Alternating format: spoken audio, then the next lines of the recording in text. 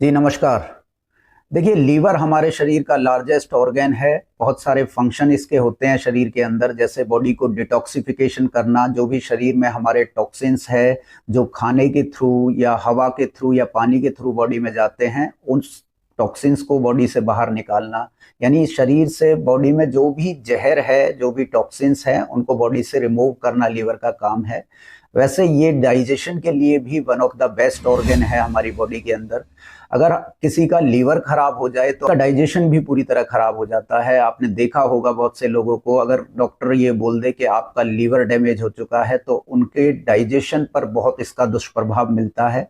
वो कोई भी अपनी मनमानी चीज नहीं खा सकता। तो हालांकि लीवर को बहुत ईजिली हम रिकवर कर सकते हैं। ऐसा कहा जाता है कि अगर आपका 90% भी लीवर खराब हो जाए तो इसको हम दोबारा ठीक कर सकते हैं। ये अपने आप की हीलिंग कैपेसिटी इसकी बहुत अच्छी होती है। ये बहुत जल्दी हील कर लेता है खुद को। आज एक समस्या पर हम डिस्कशन करेंगे, फैटी लीवर। फैटी लीवर क्या होता है, इसका कारण क्या होता है और कैसे इसको हम योग अभ्यास के द्वारा, खान पान के द्वारा और कुछ रूटीन की चीज़ों के द्वारा इसे ठीक कर सकते हैं। इस पर हमारी चर्चा रहेगी।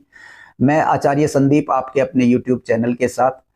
देखिए, लीवर, अगर आपका लीवर में कुछ डैमेज स्टार्ट हुआ है तो इसके कुछ सिग्नल होते हैं। आपको सबसे पहले इसका असर दिखेगा अपने डाइजेशन के ऊपर। जो आप खाना खाते हैं वो आपको डाइजेस्ट नहीं होता है और फैट आपको डाइजेस्ट नहीं होता है, क्योंकि लीवर ही फैट के डाइजेशन में हेल्प करता है बाइल का सीक्रेशन करके। डिटॉक्सिफिकेशन ये करता है, जो भी शरीर में टॉक्सिन्स है उनको बाहर निकालने का काम लीवर करता है। पहले हम फैटी लीवर को समझ लेते हैं। फैटी लीवर क्या होता है? देखिए, फैटी लीवर का अर्थ है लीवर के साइज में धीरे धीरे इंक्रीज होना। लीवर का साइज हमारा धीरे धीरे इंक्रीज हो रहा है। इसका मतलब है कि लीवर पे फैट का डिपोजिशन हो रहा है। लीवर अपनी फंक्शनिंग पूरी तरह से अच्छी तरह नहीं कर पा रहा है। जो उसके कार्य हैं वो कहीं ना कहीं इम्पैक्ट होने लगते हैं फैटी लीवर में। और फैटी लीवर की प्रॉब्लम बढ़ती चली जाए तो ये लीवर सिरोसिस नाम का एक प्रॉब्लम इसके कारण हो जाता है, जिसमें आपका लीवर बिल्कुल डैमेज होना स्टार्ट हो जाता है। तो लीवर सिरोसिस ज़्यादातर देखा गया है जो लोग ज़्यादा अल्कोहल का सेवन करते हैं, ज़्यादा अल्कोहल, जो अल्कोहल लेते हैं, बहुत ज़्यादा मात्रा में जो अल्कोहल का सेवन करते हैं, ऐसे लोगों को फैटी लीवर होने के चांसेस सबसे ज़्यादा होते हैं। इसके अलावा शुगर और सॉल्ट का इंटेक करने से भी लीवर पर इसका दुष्प्रभाव पड़ता है। जो ज़्यादा फास्ट फूड खाते हैं, ज़्यादा स्पाइसी फूड खाते हैं, ऐसे लोगों के भी लीवर पर इसका असर पड़ता है। इसके अलावा जो लोग ज़्यादा ओवरवेट होते हैं उनको भी लीवर की समस्याएं आने के चांसेस होते हैं, क्योंकि वेट का बढ़ना हमारे शरीर में फैट का डिपोजिशन होना और फैटी लीवर होने का एक बड़ा कारण है। ऐसा नहीं है कि जो लोग ज़्यादा ओवरवेट हैं उनका ही फैटी लीवर होता है। कई लोगों का, उनका वेट ज़्यादा नहीं है, फिर भी आपने ऐसे लोग देखे होंगे जिनको फैटी लीवर का इश्यूज है। तो स्ट्रेस भी एक इसके लिए बहुत बड़ा कारण हो सकता है। ज़्यादा स्ट्रेसफुल कंडीशन हमारे लीवर के लिए अच्छी नहीं होती। तो देखिए, ऐसा माना गया है कि रेस्ट एंड डाइजेस्ट, इसका मतलब है अगर आप जितनी रेस्ट पोजीशन में रहेंगे उतना आपका डाइजेशन अच्छा होता है, उतना आपके लीवर के लिए भी अच्छा माना गया है। रेस्ट पोजीशन यानी ऐसी चीजें जो आपको रिलैक्स करें। आप जब भी रेस्ट पोजीशन में रहेंगे तो आपका लीवर इस समय रिलैक्स होता है। ये लीवर के लिए एक अच्छी कंडीशन मानी गई है। ऐसी चीजें जो आपके पैरासिम्पैथेटिक नर्वस सिस्टम को एक्टिवेट करें, यानी left to left nostril breathing आपके लिए बहुत अच्छा हो सकता है। एक तो आप अपनी ईड़ा नाड़ी को एक्टिवेट करें left to left nostril breathing के द्वारा। दूसरा, आप अपनी सेंटर वाली नाड़ी यानी सुषुम्ना नाड़ी, इसको आप एक्टिवेट करें तो ये भी आपके लीवर के लिए बहुत अच्छा माना गया है। सुषुम्ना नाड़ी एक्टिवेट होती है आपकी अनुलोम विलोम प्राणायाम के द्वारा। अनुलोम विलोम प्राणायाम में आपके सिंपैथेटिक और पैरासिम्पैथेटिक नर्वस सिस्टम को रिलैक्स किया जाता है, जिससे आपका जो केंद्र है वो आ जाता है आपका सेंटर की तरफ, जिसे हम सुषुम्ना नाड़ी बोलते हैं या सेंट्रल नर्वस सिस्टम जिसे बोल देते हैं। तो जितना आप सेंट्रल नर्वस सिस्टम की तरफ अग्रसर होंगे उतना आपका लीवर के लिए अच्छा कंडीशन माना जाएगा।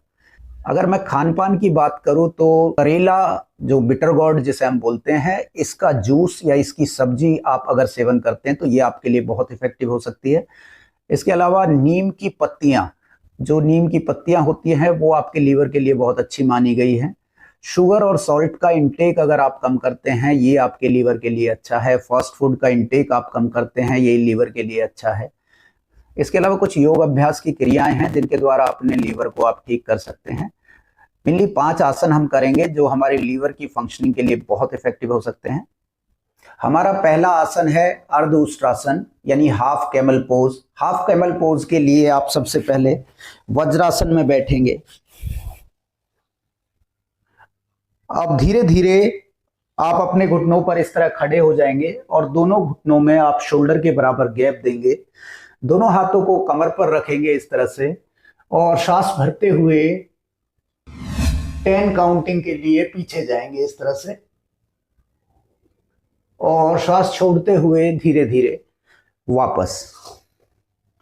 इसके बाद आपको सेकंड आसन करना है शशांक आसन। शशांक आसन के लिए आप दोनों पैरों में आगे से गैप देंगे, दोनों हाथों को सांस भरते हुए ऊपर ले जाएंगे, सांस छोड़ते हुए धीरे धीरे आपको नीचे की तरफ आना है।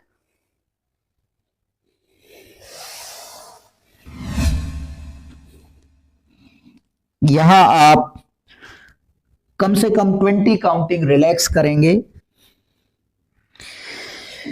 धीरे धीरे आप वापस आएंगे। याद रखेंगे ये आसन आपको जस्ट आपके उस हाफ कैमल पोज के जस्ट बाद आपको शशांक आसन करना है। जितनी बार हाफ कैमल पोज करेंगे आप उसके काउंटर पोज में आप शशांक आसन को करोगे, क्योंकि शशांक आसन रेस्ट एंड डाइजेस्ट मैंने जैसे बोला उस समय आपका लीवर के लिए अच्छा माना जाता है। जितने भी रेस्ट वाले आसन है ऐसा ही ये शशांक आसन है जिसमें आप रेस्ट करते हैं, रिलैक्स करते हैं, तो ये आपके लीवर के लिए बहुत अच्छा माना गया है। तो 2 राउंड आप करेंगे हाफ कैमल पोज के और 2 राउंड करेंगे आप शशांक आसन के। इसके बाद आप लेट जाएंगे इस तरह से और अपने राइट पैर को इस तरह मोड़ेंगे, दोनों उंगलियों से ऐसे लॉक करेंगे, नीचे सांस भरेंगे, सांस छोड़ते हुए आपको अपने घुटने को चिन की तरफ लाना और पैर को इस तरह से उठाना। बॉडी को सेंटर में रखते हुए कम से कम 10 to 15 काउंटिंग इस पोजीशन में रोकेंगे, धीरे धीरे वापस जाएंगे। ऐसे ही आप अपने दूसरे पैर को भी मोड़ेंगे, लॉक करेंगे, नीचे सांस भरेंगे, सांस छोड़ते हुए दूसरे पैर को भी ऐसे और दूसरे पैर को हवा में इस तरह से। जितना समय आपने राइट साइड लिया इतना ही समय आप लेफ्ट साइड लेंगे। इस आसन का नाम है अर्ध पवन मुक्त आसन। और इसके जस्ट बाद आप रिलैक्स करेंगे शव आसन में। दोनों पैरों में 1 से 1.5 फीट का डिफरेंस रखेंगे, हथेलियां ऊपर की तरफ खुली रहेंगी, आंखें कोमलता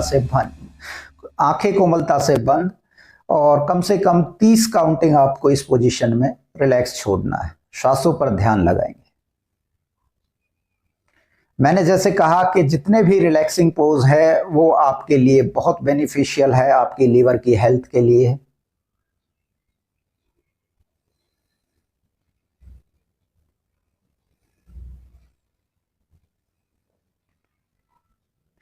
इसके अलावा पवन मुक्त आसन, दोनों पैरों को आप एक साथ मोड़ेंगे इस तरह से, एक साथ मोड़कर दोनों पैरों को एक साथ आप लॉक करेंगे, नीचे सांस भरेंगे, पैरों को पॉइंट आउट करेंगे बाहर की तरफ और सांस छोड़ते हुए आपको दोनों घुटनों को चिन से लगाना है इस तरह।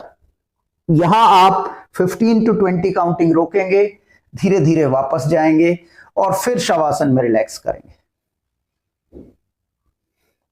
30 काउंटिंग सर्व शवासन में रिलैक्स करेंगे। अपने बाएं हाथ का सिराना लेते हुए शवासन से आपको इस तरह से वापस आना है। इन आसनों के अलावा अगर जो मैंने ब्रीदिंग आपको बताई यानी Chandrabhedi pranayama, left to left nostril breathing, वो आपको 7 मिनट करना है। अनुलोम विलोम प्राणायाम वो कम से कम 11 मिनट करना है। ये सारी चीजें आप अगर आप करते हैं तो आपके लीवर के हेल्थ के लिए बहुत इफेक्टिव रहेंगे। और जो भी इस तरह के इश्यूज से सफर कर रहे हैं, लीवर हमारे शरीर का बहुत इंपॉर्टेंट ऑर्गन है, इसकी देखभाल उतनी ही जरूरी है।